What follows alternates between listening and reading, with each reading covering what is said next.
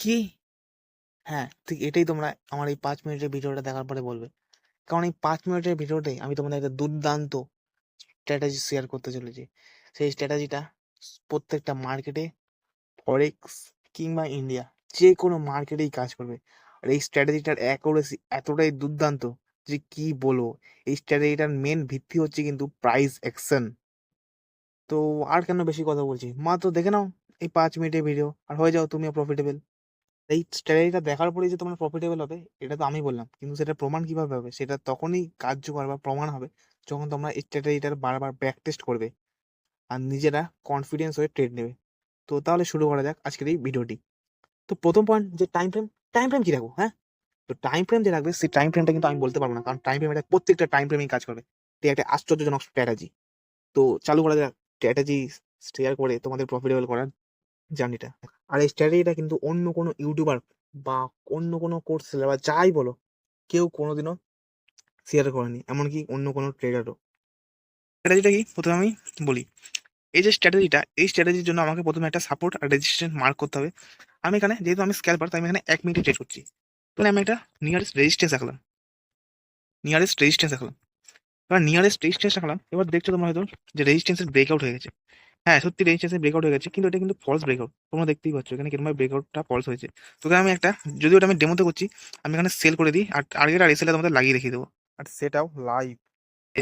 এন্ট্রিটা অনেক নিচে হয়ে গেছে, আমার এন্ট্রিটা এখানে এই যে এই জায়গাটায় করা উচিত ছিল।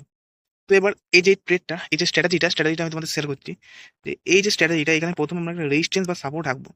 এবার মার্কেট ঠিক যখন এই রেজিস্ট্যান্স বা সাপোর্টটাকে ব্রেক করবে, যেহেতু এটা একটি রেজিস্ট্যান্স, তো এখানে যখন এই রেজিস্ট্যান্সটাকে মার্কেট ব্রেক করলো, মার্কেট যখনই রেজিস্ট্যান্সটাকে ব্রেক করবে সেই সময় দেখতে হবে যে মার্কেট কি প্রিভিয়াস কোনো সুইং বানিয়ে লেভেলটাকে ব্রেক করেছে নাকি ডিরেক্ট ব্রেক করেছে। এখানে তোমরা দেখছো যে মার্কেট এখানে ডাইরেক্ট ব্রেক করেছে, যদিও এখানে একটা সুইং বানিয়েছিল তা এটা অনেক নিচে। এইখানে মার্কেট এটা সুইং সুইং বানায়নি, সুইং না বানিয়ে ডাইরেক্ট ব্রেকআউট দিয়েছে। আর ডাইরেক্ট ব্রেকআউট সাস্টেনেবল হয় না। তাই মার্কেট এখানে যখনই ব্রেকআউট দেবে এটা হবে একটা ফলস ব্রেকআউট, মানে ট্র্যাপ ব্রেকআউট। তো তাই তারপরে যখন একটা কোনো বিয়ারিশ ক্যান্ডেল দেখাবে, যে বলবে মার্কেট যে এখান থেকে আমি পড়তে পারি, কোনো বিয়ারিশ ক্যান্ডেলস্টিক দেখাবে, তখন এখানে বোঝা যাবে যে এখান থেকে মার্কেটটা নিচে পড়বে। তো এখানে আমি একটা, এখানে যে বিয়ারিশ ক্যান্ডেলস্টিক প্যাটার্ন দেখতে পেয়েছি। তো তোমরা যদি ক্যান্ডেলস্টিক সম্পর্কে না জানো, তাহলে আমি বলছি তোমাদের ক্যান্ডেলস্টিক মুখস্থ করতে হবে না। আমি একটা ভিডিও ইউটিউবে আগেই ছেড়ে দিয়েছি যেখানে ক্যান্ডেলস্টিক কিভাবে মুখস্থ না করেই মনে রাখা যায়।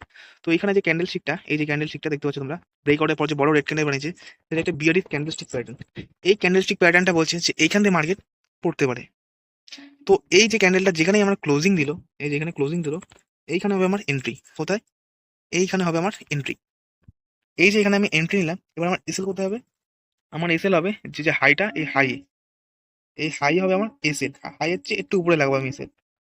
ঠিক এই এসএলটা এখানে হলো, আর টার্গেটটা কোথায় হবে?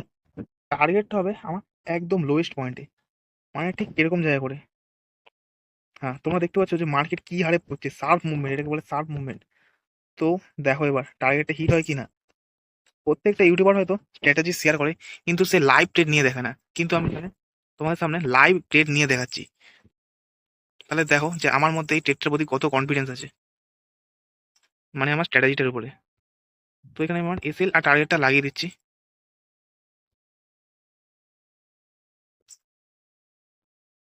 দেখা যায় এখানে কি হয়।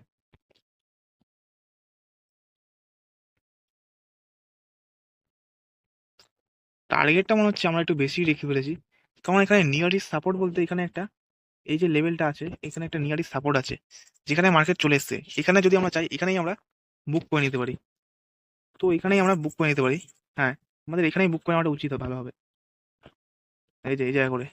তো মার্কেট যেহেতু একটা ফ্লোতে পড়ছে, তাই আমরা একবারে নিচ অব্দিও নিতে পারি। তাই আমরা এখানে কি করবো, তাই এখানে আমি এসএলটা আমরা ট্রেল করে নিচ্ছি। এসএলটা ট্রেল করে আমি এই ক্যান্ডেলের হাইতে রেখে দিচ্ছি, লাগিয়ে দিই। দেখা যাক মার্কেট কি করে।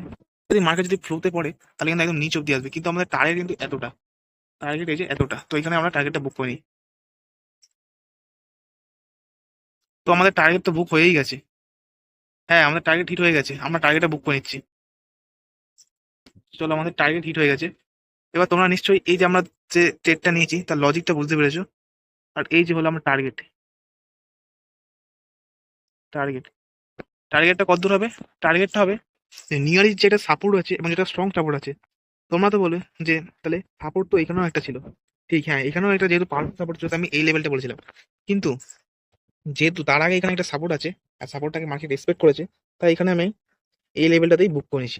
তাই তোমরা নিশ্চয়ই বুঝতে পেরেছো যে এই যে স্ট্র্যাটেজিটা আমি বলছি, সেই স্ট্র্যাটেজিটা কতটা পাওয়ারফুল। আর সেই স্ট্র্যাটেজিটার উপর আমার এতটাই ভরসা আছে যে আমি এখানে লাইভ ট্রেড নিয়ে দেখালাম। যদি আমি এখানে লাইভ ট্রেড না নিতাম, তাহলে আমার এই স্ট্র্যাটেজির উপর নিজেরই ভরসা থাকতো না যে তোমাদের কি বলতাম। তো তোমরা নিশ্চয়ই বুঝতে পেরেছো যে এই স্ট্র্যাটেজিটা কতটা পাওয়ারফুল। আর আমি বললাম যে যদি মার্কেট এখানে ফ্লোতে পড়ে, তাহলে মার্কেট এতটাই আসবে। ঠিক মার্কেট দেখো এতটাই আসবে। কিন্তু আমাদের স্ট্র্যাটেজি অনুযায়ী আমাদের এখানে এতটাই টার্গেট বুক করার কথা, তাই আমরা এখানে এতটাই বুক করে ফেলেছি। আমাদের টার্গেট পুরোপুরি একদম হিট হয়ে গেছে, আমাদের প্রপার টার্গেট হিট হয়ে গেছে। তাহলে তোমরা নিশ্চয়ই বুঝতে পারছো যে এই স্ট্র্যাটেজিটা কতটা পাওয়ারফুল, কতটা পাওয়ারফুল। আর এখানে আমাদের এখানে ট্রেডে এন্ট্রি নেওয়ার পরে মার্কেট শুধুমাত্র একবারই ভয় দেখিয়েছে, কিন্তু এই তারপরে যে কত বড় একটা রেড ক্যান্ডেল বানিয়েছে, তার কি বলবো, তোমরা নিজেরাই দেখতে পাচ্ছ। তো আজকের ভিডিওটা এইটুকুনি। তোমরা যদি আরো নতুন কোনো স্ট্র্যাটেজি চাও, তাহলে আমাকে বলতে পারো।